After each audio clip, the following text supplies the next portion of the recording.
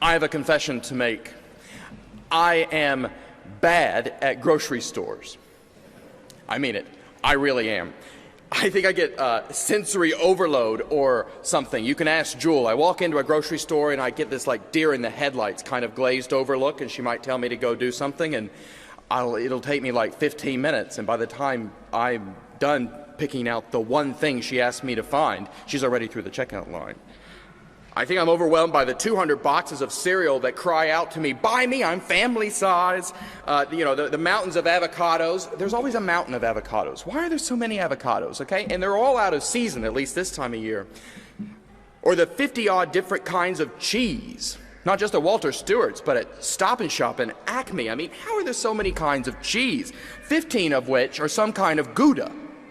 Now, how am I supposed to know which kind of Gouda is the best kind of Gouda? And how do I know that I'm not buying too much Gouda for just 2 people? Especially given the fact that my wife is allergic to dairy, but that's another story. I think I'm overwhelmed by the sheer density of an American grocery store. It was pointed out to me, I was very moved by this after the 8 o'clock today, that this is pointed out to me by a parishioner who grew up not in the U.S., but in what we now know as the two-thirds world. And she said, basically, this isn't a problem there. But she has experienced it here. I mean, it says something about the American infatuation with the proliferation of consumer choice is what being free really means. Maybe it's more free, maybe it's not. The unbelievable, we have 14 different brands of black olives-ness of grocery shopping I find totally paralyzing. Because shopping is about desire. This is what advertisers know so well. Shopping is about desire. It's about knowing what you want.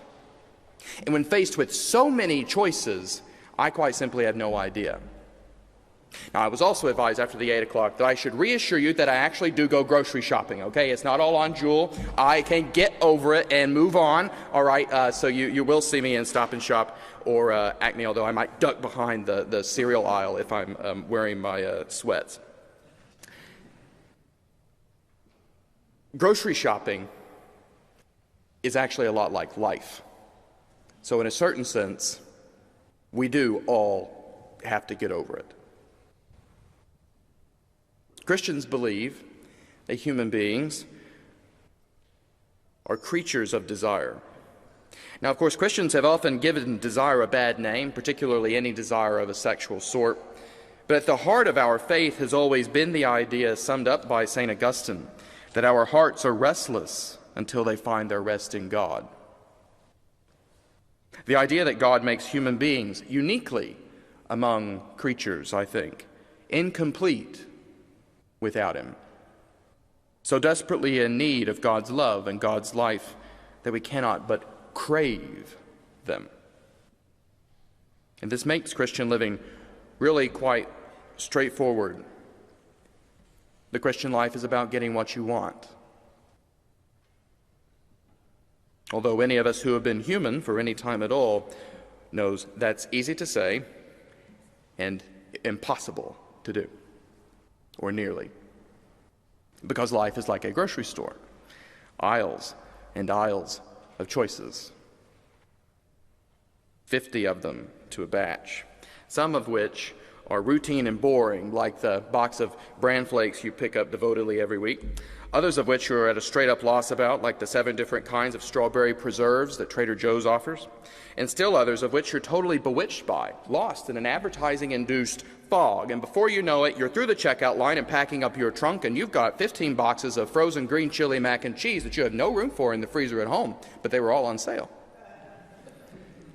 The interior life of a human being is a precious and delicate thing. A million tiny threads of desire, stitched out of dreams and convictions and trauma. The great majority of which most of us are completely unaware or in outright denial. Christianity, like that other science of desire, psychoanalysis, reminds us that human beings are not transparent to themselves. reminds us that most of the time we just don't know what we want, and that some of the time we think we want things we really don't. Jesus has a habit in the Gospels of cutting right to the quick of this little raw spot in our human natures. As when in the Gospel of Mark, Jesus just straight up asks Bartimaeus, a blind man, "What do you want for me to do for you?" To Bartimaeus' credit, he just straight up says, "I want to see." And he does. In this morning's lesson from John, Jesus turns and asks Andrew and his friend, "What are you looking for?" And notice, unlike Bartimaeus, they give Jesus no answer. The way they respond isn't an answer to his question, "What are you looking for?" They skip right to logistics. They say, "Rabbi, where are you staying?" "What are you looking for?" "Rabbi, where are you staying?" It's not an answer. Ostensibly, Andrew and his friend are looking for the Messiah, which would explain why they up and left when their master, John the Baptist, said Jesus was as much. But I think they knew Jesus was asking them for some deeper answer than this. Namely, what was it they were looking for in the Messiah? Or anyway, in following him? Was it hope? Or an adventure? Or healing? Or vindication? Or even revenge? Or what? What were they looking for? And they don't know. They just don't know. So they bypass the question entirely and change the subject. Jesus, bless him, is patient with them. He's not always patient, but he turns out to be patient with Andrew and his friend. And he simply invites them to come and see. Come and see not only where he's staying, not only the answer to their desire, but their desire itself, which is at yet unknown to them. And I imagine that many of us this morning are not so far removed from Andrew and his friend. We may have some idea that something's missing in our lives, but no idea really what it is. Some clue that something needs to change, but no idea what, or no idea how. Or we may think we know exactly what we want, but still harbor the suspicion that we ought not actually to want it, or worry that it might turn out to be bad for us, or at least not to be what we wanted after all. Or we may truly and clearly know what we want, but simply feel ashamed of wanting it, because a voice in our heads, that ghostly gramophone whose music is anxiety and other people's expectations, tells us our desire is proof that we're dirty or worthless or stupid. And here's what I want to tell you. I believe in prayer. And I believe that God helps sort us out by it. Namely, by using it to sort through our desires. The great medieval theologian Thomas Aquinas thought as much anyway.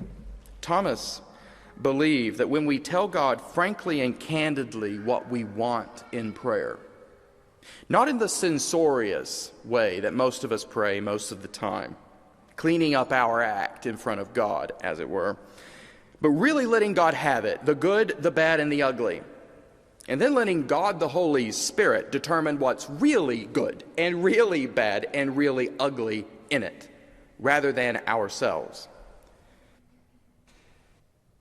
But this was the way to figure out what we actually wanted. And it really does require total outrageous honesty, like, "Lord, I think I want to leave my husband," kind of honesty. Or, "Lord, I want to hurt this person, or for hurt to befall them," kind of honesty. There is no desire too petty or dangerous or extreme that we cannot bring it to Jesus. And if we don't bring it before him, then we will rob ourselves of one of the quickest routes he has to help us with it. Now, I don't mean that God responds to prayers like these as though God was answering a phone call, although many people certainly do receive a voice or a word or a bit of internal monologue that seems to come from somewhere outside of them. But what Thomas seems to mean is that over time, just the act of praying for something works on you. It works on your heart. As the Holy Spirit gently refines your prayer into prayer for what you actually want. It might take 15 minutes. It might take 30. It might take 30 years. But God really does work this way. And whatever your prayer finally turns out to be, it may or may not be the thing you thought you wanted at all to begin with. Or it may be just the thing you wanted, but without any shame. Every time you sit down to pray, it's as though Jesus turns around. And he looks at you, locks eyes with you. You come to this church this morning in the snow and the slush to find him. He's here. Tell him what you actually are looking for. In the name of the Father, the Son, and the Holy Spirit. Amen.